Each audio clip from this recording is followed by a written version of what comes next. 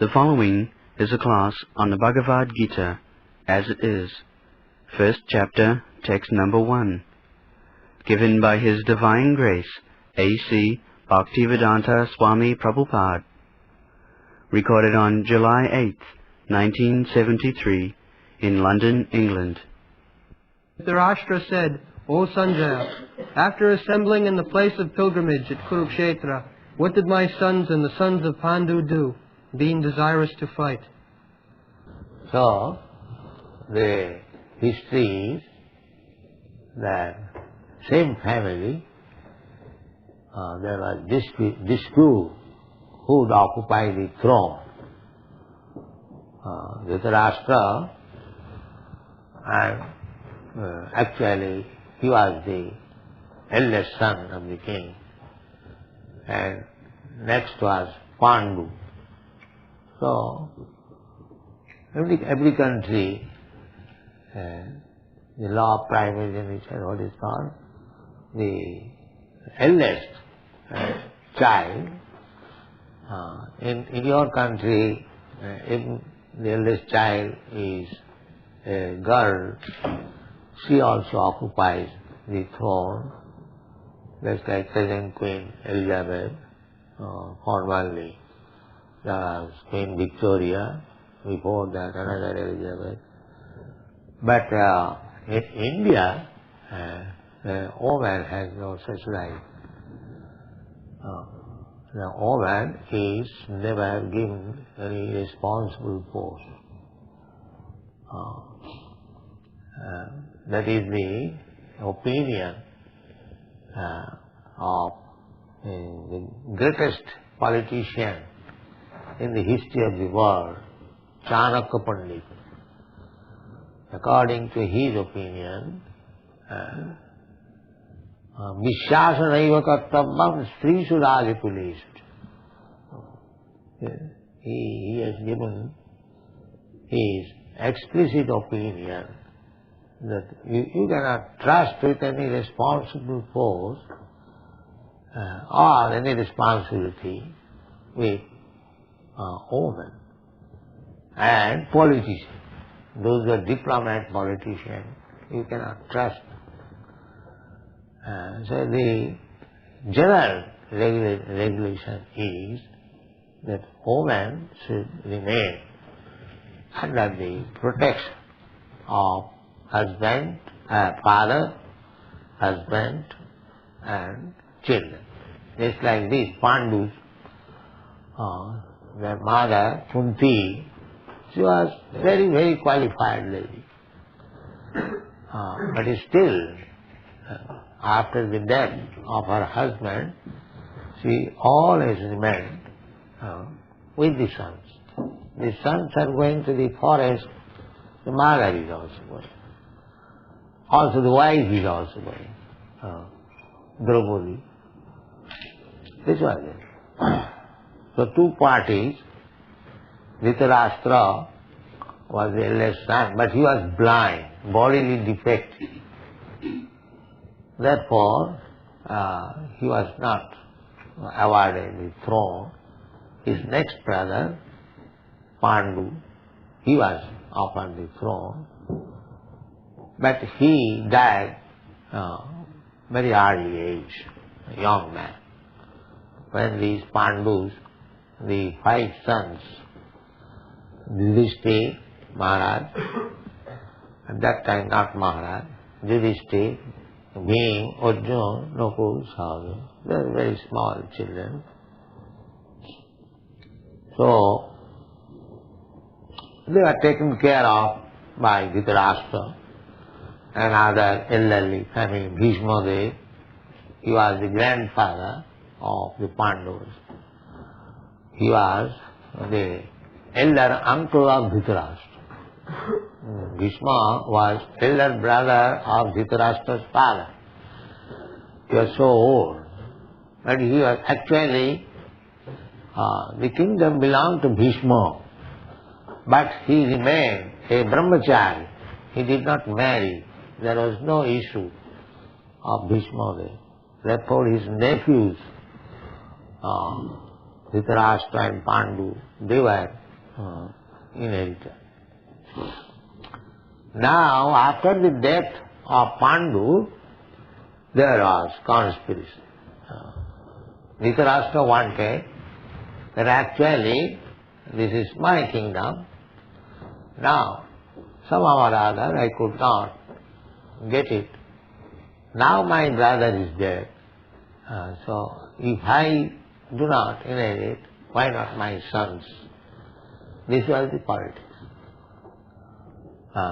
Politics are always there. And enviousness, jealousy, this is the nature of this material world. You cannot avoid. The spiritual world means just the opposite. There is no politics, there is no jealousy, there is no enviousness, there is spiritual. And material world means politics, jealousy, diplomacy, enviousness, so many things. This is material. So, even in the heavenly planet, these things are there, politics. Even in animal kingdom, these politics are there. This is the nature. Matsarata. Matsarata means envious. One man is envious of another. It doesn't matter. Even their brothers or family members, here the family members. Dhṛtarāṣṭra and Pandu, two brothers, their sons, their family members, for the enviousness. So the Krishna consciousness movement is not for the persons who are envious. Envious. It is a movement to train people how to become not envious. It is very first class scientific movement. Yes. Not to become envious. Therefore Srimati Bhagavatam in the beginning introduces Dharma prodhita koitava atra. In this Srimati Bhagavatam, Dharma, religious principle, cheating type of religious principle is completely eradicated, thrown out, prodhita, kicked out, prodhita. It's like you collect all the dirty things from the room, sweeping, and then kick out. Don't keep it within the room. Similarly, cheating type of religious system, kicked out. It is not such religion, this religion, that religion. Any religion system. If there is jealousy, that is not religion. Jealousy means, we should understand jealousy. What is jealousy? Jealousy means that you are rightful owner of something. I won't allow you to take it. This is jealousy. This is jealousy. Jealousy, try to understand. Suppose you are rightful owner of something, and I am trying that you don't own it. I shall own it. Or somebody owns it. I shall not allow it. This is jealousy. So, what is the rightful ownership of the living entity? That is to be understood. Birthright, what is called birthright. Just like everyone has got right to live under the protection of the government. Everyone. That is good government. Government should give security of life and property. That is God. Not only for the human being, but for the ant. This is God. Not that I give protection to my brother and not to others. That is not. Just like Kurukṣetra Maharaj. He was giving protection to the animals also. When he was on his tour, as soon as he saw that a black man was trying to kill one cow, immediately he took his sword. Who are you? You are trying to kill? So this is good government. Unless the government is equal to everyone, just like God is equal to everyone. The king or the government must be representative of God. Therefore, according to Vedic civilization, king is offered as good respect as to the Supreme Personality of God. King is called Naradeva. Naradeva. That means God in human form. King is him. Why? Because he acts as the representative of God. He cannot be jealous to any living entity, at least born in his kingdom. That is called praja. Praja means one who has taken birth, or in other words, national. So that is the deed.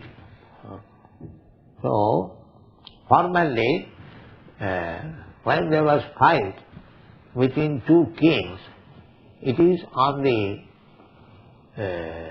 principle that who is giving good protection to the citizens, not for personal profit. Who is able to give good protection, life, security for life and property, he should become. So, these persons, these Dhṛtarāṣṭra and his sons, they are jealous how they could give protection to the citizens. They are themselves jealous. Just like nowadays, all these politicians, they are jealous. They cannot give any protection to the citizens. They are simply interested with their party politics. They have no time even to think how to give nice protection to the citizens so that they may feel happy always that we have got good government, there is no cause of anxiety. We have got sufficient food, sufficient protection, sufficient opulence, everything sufficient. And that is good Lord. So, here, Dhṛtarāṣṭra, he is jealous. He cannot give any good government. Krishna knew it. Krishna sent a messenger, Okrura. We have read in the Srimad Bhagavatam. Before this battle of Kurukṣetra from Dwarka, he sent his uncle, Okrura, just go to Hastinapur, New Delhi, and see what is the situation. So Okrura understood that Dhṛtarāṣṭra was planning something. So he talked with him that why you are implicated in such planning. Krishna does not want it. Although Dhṛtarāṣṭra knew that Krishna was the Supreme Personality of God. So Dhṛtarāṣṭra said that I know that what I am planning, that is not good. I know Krishna, the Supreme Personality of God, and he has requested me. But I tell you frankly, I cannot do without him. So when Krishna will be pleased upon me, I may be. So this is the position of the materialistic person. A materialistic person knows that he is sinful. A materialistic person knows that whatever he is doing is wrong, but he cannot check. Just like a thief. A thief knows that if he commits stealing, he will be arrested, he will be punished. He knows. Because he heard from law books, from other sources, and he has also seen that a thief is arrested and is taken by the police for being punished. So we have got two kinds of experiences, by hearing and by seeing, direct. In Bengali it is called devotos. In India it is called. The two kinds of experience. One by seeing, practically experiencing, hand to hand. Another by hearing. The one who is intelligent, he gets his experience simply by hearing from the right soul. That is nice. So our process is that we are getting experience about the perfect knowledge, the destination of life, simply by hearing from Krishna. So we are the most intelligent person. It is not possible to experience directly. But if one has got intelligence, then simply by hearing and considering and thinking about it, he gets it. So, those who are very sinful, they get experience by hearing and by directly seeing also, still they cannot check from sinful activities. So Dhṛtarāṣṭra, by his sinful activities, he became so much fallen that he did not hear anybody's advice, Vidur's advice, Bhishma's advice, that don't plan like this. They are rightful owners. The Pandavas, they are rightful owners. They are minor, but don't try to cheat them. But Dhṛtarāṣṭra was. So when the planning was complete and the war field was set up at Dharmakṣetra, Kurukṣetra. Dharmakṣetra means Kurukṣetra, that place is a pilgrimage. People still go to observe religious ritualistic performances, and in the Vedas there is injunction, Kurukṣetra dharmamācare. If you want to perform some ritualistic ceremonies, religious, then go to Kurukṣetra.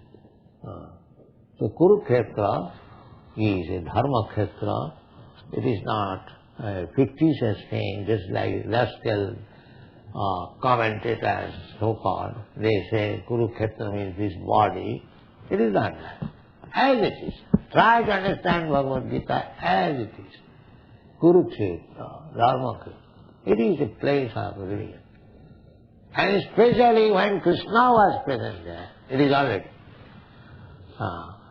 Why this house? Before our occupation, why this house was an ordinary house?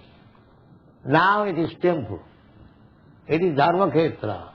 It is a religious place. Why? Because Krishna is there. Krishna is there.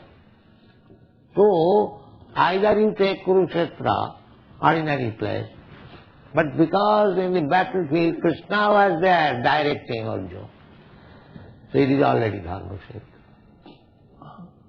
So formally people were religiously trained up, so they could not speak lies in a Dharmakṣetra. That is still the practice, just like in the Western world, the Christians go to the church, they admit confession. Yes, I have done it. But that has become a formality. But actually, one should admit in religious place that yes, I have done it. But that does not mean you admit and again do it. No. You admit once, then you are excused. But don't do it again. So here, Dhṛtarāṣṭra says, the samabhita jujutsav, all these people, my sons, mamaka, mamaka, that means my sons, and Pandava, and my brother Pandus, Samaveta, they assemble. What is the purpose? The purpose is Jujutsu. This word Jujutsu is still used in Japan. Perhaps you know, Jujutsu, fighting. So Jujutsu, those who are desires of fighting.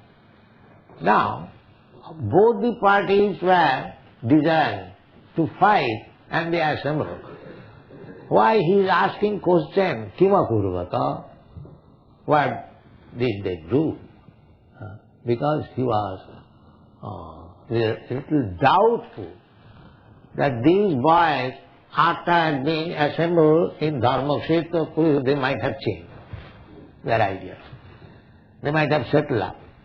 No, actually, the sons of Dhṛtarāṣṭra might have admitted, yes, Pandavas, you are actually the owner. What is use of unnecessary fighting?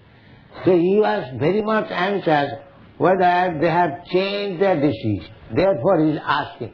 Otherwise there is no question of asking. Kima kurva. Just like if you are giving food, if I ask somebody that such and such gentleman was served with nice dishes, then what did he do? This is foolish question. He will eat. That's all. What is the question of? What did he do? Similarly, when it is already settled up that they were to fight, there is no such question as Kima Kurvata. What did they do? But he asked this question because he was doubtful whether they had changed their opinion. Kima Kurvata Sanja. He was asking his secretary. He was blind man. He was always conducted by secretary Sanjaya, a very faithful secretary, and he is explaining the Bhagavad-gita by experiencing, by television within the heart. That art is not yet developed. We have got television through machine, but there is another television. You can see within your heart what is going on outside. So that television was known too, that will be explained by Sanjaya, that by the grace of Vyasadeva, he learned this televisioning.